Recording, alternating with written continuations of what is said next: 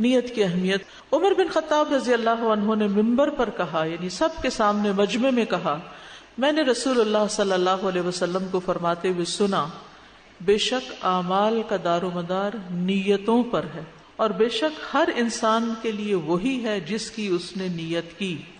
یعنی جس چیز کا ارادہ کرو گے، جو چاہو گے، اجر بھی اسی کے مطابق ملے گا. یہ حدیث ہمارے دین کی بہت اہم تعلیمات میں سے ہے. یہ دین کی اصل ہے، بنیاد ہے، اور یہ ہر موضوع میں داخل ہے، ہر چیز میں. اس کا تعلق ہر شخص سے ہے، چاہے کوئی عالم ہو یا جاہل ہو، بڑا ہو یا چھوٹا ہو، مرد ہو یا عورت ہو. اور عمل میں دل کے اعمال، زبان کے اعمال اور جسم کے اعمال شامل ہیں. یعنی عمل جو ہے وہ صرف ہاتھ پاؤں کا ایکشن نہیں، دل کے ایکشن بھی ہیں، زبان کے بھی ہیں اور عمل کے بھی. دل میں جیسے ایمان ہے، توکل ہے، اللہ کی طرف رجوع ہے، اللہ کی خشیت ہے، اللہ کی محبت وغیرہ. نطقی اعمال زبان کے اعمال ہیں، اقوال ہیں. اعضاء کے اعمال جیسے آنکھ، کان، ہاتھ، پاؤں اور اس کے علاوہ جو بھی ہمارے اعضاء ہیں. اور نیت کا مطلب ہوتا ہے قصد، ارادہ. تو نیت کیا ہوتا ہے؟ کسی کام کا ارادہ اور قصد کرنا. اور شرعی اصطلاح میں اچھی نیت سے مراد اللہ کا تقرب حاصل کرنے کے لیے عبادت کے کسی کام کا ارادہ کرنا، عزم کرنا. اور نیت کا جو موقع محل ہے وہ دل ہے. نیت دل کا عمل ہے، مگر اعضاء کے ساتھ اس کا تعلق ہے. جیسے دل کا تعلق سارے اعضاء کے ساتھ ہے. ہم جب بولتے ہیں تو اس کے پیچھے ہمارے دل کا ارادہ شامل ہوتا ہے، پسند ناپسند جھلکتی ہے اس میں سے. اسی طرح کھاتے وقت بھی ہمارا دل شامل ہوتا ہے اس میں یا نہیں؟ جس چیز کو دل کر رہا ہوتا ہے وہ کھاتے، دل نہ کرے تو ہم نہیں کھاتے. دل نہ چاہے تو آپ اٹھ کے یہاں سے وہاں نہیں جاتے. تو ہر چیز میں دل شامل ہوتا ہے. نیت کا مقام دل ہے. اور علماء کے کلام میں نیت دو معنوں پر بولا جاتا ہے. نمبر ایک، جس کے لیے عمل کیا جائے، اللہ کے لیے کیا یا بندوں کے لیے کیا، اس کے لیے نیت کرنا، یعنی کس کے لیے کر رہے ہیں. اور دوسرا ہے کیا کر رہے ہیں. مثلا ہم یہاں پر آئے ہیں اللہ کے لیے آئے ہیں یا کسی اور مقصد سے آئے ہیں. اور دوسرا یہ ہے کہ کیا کرنے آئے ہیں. تو دونوں چیزوں کا تعلق نیت کے ساتھ ہے. ہر عمل کے لیے نیت کا ہونا لازم ہے. یعنی انسان جو عمل کرتا ہے اس حال میں کہ وہ عقل مند ہے، با اختیار ہے، سمجھدار ہے، تو اس کے لیے ممکن نہیں کہ وہ اس کے پیچھے اس کا کوئی ارادہ شامل نہ ہو. ارادہ ضروری ہوتا ہے. دوسری بات یہ ہے کہ اعمال کی قبولیت کا دار و مدار نیت پر ہے. حتیٰ کہ مومن کھانا، پینا، اٹھنا، بیٹھنا، سونا، جاگنا جو کرتا ہے، اگر اس میں نیت اس کی اچھی ہوتی ہے تو اس کے مطابق اس کا ثواب کئی گنا زیادہ بڑھ جاتا ہے. نیت کی وجہ سے لوگوں کے اجر میں فرق آئے گا. دو لوگ کٹھے نماز پڑھ رہے ہیں، ایک کی نیت ہے اللہ کی رضا اور دوسرا یہ کہتا ہے کہ ہائے لوگ دیکھ کے کیا کہیں گے، سنت کے مطابق پڑھ رہی یا نہیں پڑھ رہی، ٹھیک نماز ہو رہی ہے کہ نہیں ہو رہی. تو دیکھنے میں بھلے دوسرے کا طریقہ بڑا ہی اچھا ہو لیکن اجر زیرو پہ چلا جائے گا. اور ایک شخص لوگوں سے بے نیاز ہو کر صرف اللہ کی رضا کے لیے پڑھ رہا ہے. تو یہ اہم نقطہ یاد رکھیے کہ نیت کی بنا پر اعمال کے اجر و ثواب میں کمی واقع ہو جاتی ہے. ایک ہی عمل مختلف نیتوں کی بنا پر قبول یا رد ہو جاتا ہے. رسول اللہ صلی اللہ علیہ وسلم نے فرمایا گھوڑے کے مالک تین طرح کے لوگ ہوتے ہیں. بعض لوگوں کے لیے وہ باعث اجر و ثواب ہے، بعض کے لیے وہ صرف پردہ ہے، بعض کے لیے بوجھ ہے. جس کے لیے گھوڑا اجر و ثواب کا باعث ہے یہ وہ شخص ہے جو اللہ کے راستے میں جہاد کی نیت سے اس کو پالتا ہے. آج کے دور میں آپ اپنی گاڑی کی مثال لے سکتے ہیں کہ جس کو آپ خیر کے کاموں میں استعمال کرنے کے لیے خریدتے ہیں. پھر جہاں خوب سبزہ ہوتا ہے یا فرمایا کسی شاداب جگہ اس کی رسی کو خوب لمبی کر کے باندھتا ہے تاکہ وہ چاروں طرف چر سکے. تو گھوڑا اس سبزے سے یا اس شاداب جگہ سے اپنی رسی میں بندھا ہوا جو بھی کھاتا پیتا ہے اس کھانے پر مالک کو نیکیاں ملتی ہیں کیونکہ مالک نے اس کو چھوڑا کہ کھا لو. تو گھوڑے والے کو ثواب مل رہا ہے کیونکہ گھوڑا ایک اچھی نیت سے اس نے خریدا تھا اور اس کو اسی وجہ سے کھلا پلا رہا ہے. اور اگر وہ گھوڑا اپنی رسی توڑا کر ایک زغن یا دو زغن لگائے یعنی جمپے لگائے تو اس کی لید، اس کے قدموں کے نشانوں میں بھی مالک کے لیے نیکیاں ہیں. اب گھوڑے کی لید جو ہے وہ ایک ناگوار سی چیز ہوتی ہے نا، وہ بھی تولی جائے گی. اگر وہ گھوڑا نہر سے گزرے اور اس میں سے پانی پی لے تو اگرچہ مالک نے اسے پانی پلانے کا ارادہ نہ کیا ہو پھر بھی اسے اس سے نیکیاں ملتی ہیں. وہ تو رستے میں آ گئی اور اس نے پانی کے لیے رک گیا اور وہ پانی پی گیا، جو پانی اس نے پیا اس پانی کا بھی ثواب مالک کو مل رہا ہے. تو یہ سارے ثواب کا سلسلہ شروع کہاں سے ہوا؟ نیت سے شروع ہوا کہ یہ میرا گھوڑا اللہ کے راستے میں ہے، یہ میری گاڑی، یہ میرا قلم، یہ میرا گھر، یہ میری کتابیں، یہ میری فلاں چیز اللہ کے راستے میں، یہ میرا وقت، یہ میرا کمپیوٹر. اب اس کو جس وقت بھی آپ استعمال کریں گے اور اس کی مینٹیننس پہ جو خرچہ آئے گا، یا اس کے ساتھ جو بجلی استعمال ہوگی یا گیس استعمال ہوگی، پیٹرول یوز ہوگا، کوئی اور اس میں بیٹھ جائے گا، کچھ بھی آپ کریں گے اس کو کسی طرح بھی استعمال، تو سارے کا سارا اجر و ثواب کا باعث بن جائے. حتیٰ کہ اگر آپ ایک واشنگ مشین خریدتے ہیں صرف اس نیت سے تاکہ میرا وقت بچے اور میں اللہ تعالیٰ کی عبادت اچھے طریقے سے کروں اور وقت نکال کر میں دین کی تعلیم حاصل بھی کروں اور دوسروں کو دے بھی سکوں، تو جتنے کپڑے اس میں دھلیں گے وہ سارے کا سارا آپ کے لیے اجر و ثواب. اس کا بجلی کا بل جو جائے گا اور جو بھی ہوگا، کیونکہ آپ نے ایک اچھی نیت سے ایک مشین خریدی. اور ایک یہ کہ وہ چونکہ فلاں نے خرید لی تو مجھے بھی خریدنی ہے، اور اس کے دکھاوے کے لیے اور لوگوں کے اوپر روب جتانے کے لیے کہ میں نے یہ دیکھو لیٹسٹ ماڈل کی خریدی ہے اور ایسا اور ویسا ہے. کسی مجلس میں بیٹھ کر ہم بعض اوقات بوسٹنگ کر رہے ہوتے ہیں، تفاخر کر رہے ہوتے ہیں، اس کو کوئی اجر و ثواب نہیں.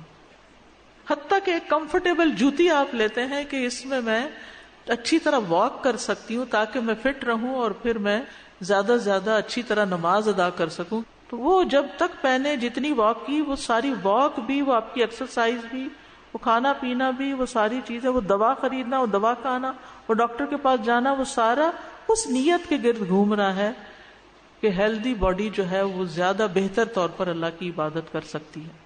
ہر چیز اس میں آ گئی. نبی صلی اللہ علیہ وسلم نے دوسری مثال کیا سمجھائی؟ دوسرا وہ شخص ہے جو گھوڑے کو فخر، دکھاوے اور اہل اسلام کی دشمنی میں باندھتا ہے تو یہ اس کے لیے بوجھ ہے.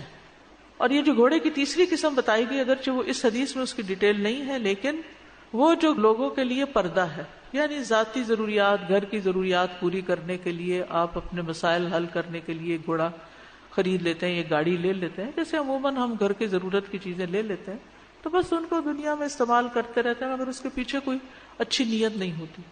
تو اب آپ دیکھیے کہ اگر آپ ایک کپڑا بھی کمفرٹیبل خریدتے ہیں، یا آپ ایک جوتا، یا آپ اپنے کچن کی کوئی چیز، یا آپ اپنے گھر کی کوئی چیز اس نیت سے خریدتے ہیں تاکہ آپ کی زندگی آسان ہو اور آپ اس آسانی کے وقت کو استعمال کر سکیں خیر و برکت بھلائی کے کاموں میں، تو اس سے بھی جو ایک پیسہ بھی آپ نے لگایا وہ اجر و ثواب کا باعث بن جائے گا. تو اس حدیث سے یہ بھی پتہ چلتا ہے کہ اللہ کے راستے پہ چاہے آپ بڑے سے بڑا مال بھی اگر خرچ کرتے ہیں لیکن آپ کی نیت درست نہیں تو اس کا کوئی اجر و ثواب نہیں. لیکن چھوٹی سی چیز بھی آپ استعمال کر رہے ہیں، چاہے آپ کی سواری ہے یا کچھ بھی، نیت کے ساتھ اس کا اجر بڑھ جاتا ہے. دنیا کی نیت پر دنیا ہی ملتی ہے. رسول اللہ صلی اللہ علیہ وسلم نے فرمایا جو شخص اللہ کی راہ میں جہاد کرے اور صرف ایک رسی حاصل کرنے کی نیت رکھے تو اس کے لیے وہی ہے جس کی اس نے نیت کی. مثلا آپ کہیں درس دینے کے لیے جاتے ہیں اور اس لیے چلے جاتے ہیں کہ چلے بعد میں چائے پانی بھی کچھ مل جائے گا، تو پھر وہ جو پہلا حصہ نا وہ زیرو ہو گیا، چائے پی کے آ گئے، آپ ویسے ہی چلے جاتے چائے پینے. تو ان چھوٹے چھوٹے مقامات پر بھی اپنی نیت کو خالص کرنا چاہیے. اور جو اس نیت سے نہیں جائے گا نا، تو اگر اس کو کوئی چائے نہیں پوچھے گا تو اس کے دل میں ذرا برابر ملال نہیں آئے گا کہ میں اس لیے تو آیا ہی نہیں تھا، مجھے کیا فرق پڑتا ہے.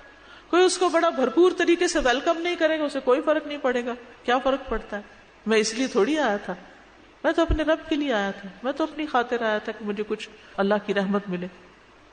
یہاں تک کہ اعلیٰ ترین درجہ کیا ہے، اللہ کی رضا مطلوب ہو اور اللہ کی رحمت کا انسان امیدوار ہو ساری محنت کے بعد.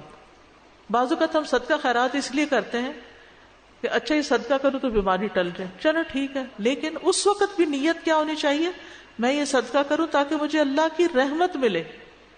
نیت تھوڑی سی بدل لیجئے، یعنی آپ گھر سے نکل رہے ہیں، سفر پہ جا رہے ہیں، آپ کسی کو کوئی صدقہ کرتے ہیں تاکہ راستے میں کوئی مسئلہ پیش نہ آئے، اس نیت کی بجائے یہ نیت کریں کہ میں یہ صدقہ کر رہی ہوں تاکہ اللہ تعالیٰ مجھ سے راضی ہو جائے اور مجھے اپنی حفاظت میں لے لے. تو اچھی نیت کیا ہوتی ہے؟ اللہ کی رضا اور اللہ ہی کے لیے کسی کام کو کرنا. لیکن اس معیار کو سامنے رکھ کر آپ دیکھیں تو ہماری بہت ساری نیکی کے کاموں میں بھی نیتیں کیا ہوتی ہیں؟ دنیا کا کوئی فائدہ چاہے ہم لوگوں سے نہ بھی حاصل کریں. وَلَا تَمْنُن تَسْتَكْثِرْ، کسی پہ احسان اس لیے نہیں کرنا کہ ہمیں کچھ اور کثرت حاصل ہو جائے. جب صدقہ خیرات کے ہم فائدے پڑھتے ہیں کہ صدقہ کرنے والے کو اس کا اجر ملتا ہے تو ہم بعض اوقات اس لیے صدقہ کرنا شروع کر دیتے ہماری آمدنی اور بڑھ جائے. آپ اللہ کی رضا کے لیے کریں، اللہ کی رحمت کے لیے. پھر جب اللہ کی رحمت ہو گئی نا تو آپ سوچ بھی نہیں سکتے کہ آپ کو کتنے گنا زیادہ ملے گا. وہ آپ کے حساب کتاب سے بھی بہت بڑا ہے. پھر اسی طرح دنیا حاصل کرنے کے لیے علم حاصل نہیں کرنا چاہیے، خصوصاً دین کا علم جو ہے. مسند احمد کی حدیث ہے، رسول اللہ صلی اللہ علیہ وسلم نے اس امت کو عظمت اور رفعت، دین و نصرت اور زمین میں اقتدار کی خوشخبری دی ہے. تو آپ نے فرمایا کہ اس امت کو یہ خوشخبری دے دو، جو ان میں سے آخرت کا عمل دنیا کے لیے کرے گا، آخرت کا عمل دنیا کے لیے کرے گا، اس کا آخرت میں کوئی حصہ نہ ہوگا. مثلاً آپ کسی بیمار کی خدمت کر رہے ہیں تو آپ سوچیں چلو میں اس بڑھاپے میں اس کی مدد کروں، اللہ میرے بڑھاپے میں میری مدد کرے گا. صرف اتنی نیت نہ رکھیں کہ یہ مجھے دنیا میں کوئی ذرا آسانی مل جائے، فوراً کس طرف چلیں؟ اللہ مجھ سے راضی ہو جائے، اللہ کی رحمت آ جائے. اور جب اللہ راضی ہو گیا اور رحمت آ گئی تو پھر آپ کا بڑھاپا پھولوں کی طرح جائے گا. کیونکہ یہ صرف اللہ ہے جو لوگوں کے دلوں میں آپ کے لیے رحمت، شفقت اور محبت کے جذبات ڈال دیتا ہے. ہماری توجہ ایمان لا کر نیک عمل کرنے کی طرف ہونی چاہیے. دلوں میں محبت اللہ ڈالے گا، وہ اس کا کام ہے. کسی کی محبت حاصل کرنے کے لیے کچھ خرچ نہیں کرنا چاہیے کہ میں ذرا اس کو تحفہ دے دوں، میں اس کو ذرا اچھا کر لوں، میں اس کو کچھ کھلا پلا دوں تاکہ یہ میری طرف متوجہ ہو جائے. نہیں، اللہ کی خاطر غریب کو کھلائیں، گھر والوں کو کھلائیں، دوستوں کو کھلائیں، بڑوں کو کھلائیں، چھوٹوں کو کھلائیں، کہیں کچھ بانٹیں، اللہ کے دیدار کی خاطر کھلائیں. تو اپنی نیت کے لیول کو اوپر لے جائیں. تو جس کے لیے کام کریں گے اس سے اجر پائیں گے. بندوں کے لیے کریں گے تو ہو سکتا ہے بندے کچھ دیں یا نہ دیں، لیکن اگر اللہ کے لیے کریں گے تو کئی گنا زیادہ ملے گا، جس کا آپ تصور بھی نہیں کر سکتے، کیونکہ معاملہ آپ نے اللہ پہ چھوڑ دیا. اگر نیت درست ہو نا تو انسان کام ڈیلیگیٹ بھی کرتا جاتا ہے، اس سے بھی بڑی آسانی ہوتی ہے. یہ کام اس سے کروا لو، یہ اس سے دے دو، یہ اس کو دے دو، تاکہ ہم اور جو ہماری صلاحیت ہے اس کے مطابق بڑا کام کر سکیں. کیونکہ بعض اوقات ہم یہ کہتے ہیں ہر چیز اپنے کنٹرول میں کرنا چاہتے ہیں، یہ بھی میں کروں، یہ بھی میں کروں، یہ بھی میں کروں، اور دوسروں کو کام سکھاتے نہیں. یہ بھی غلط طریقہ ہے. جب آپ کی نیت اللہ کے لیے کرنا ہے تو ضروری نہیں کہ وہ بہت سارے کام ہو اور بہت بڑا کام ہو. وہ اگر آپ کے حصے میں چھوٹا بھی آ گیا نا اور آپ کی نیت اللہ کے لیے تھی اور آپ نے باقی لوگوں کے اوپر بھی یعنی صدقہ کیا اور ان کو بھی کام لگایا تو ان کا حصہ الدال علی الخیر کفاعلہ، وہ بھی آپ کو اجر ملے گا اور جو آپ نے خود کیا وہ بھی ملے گا.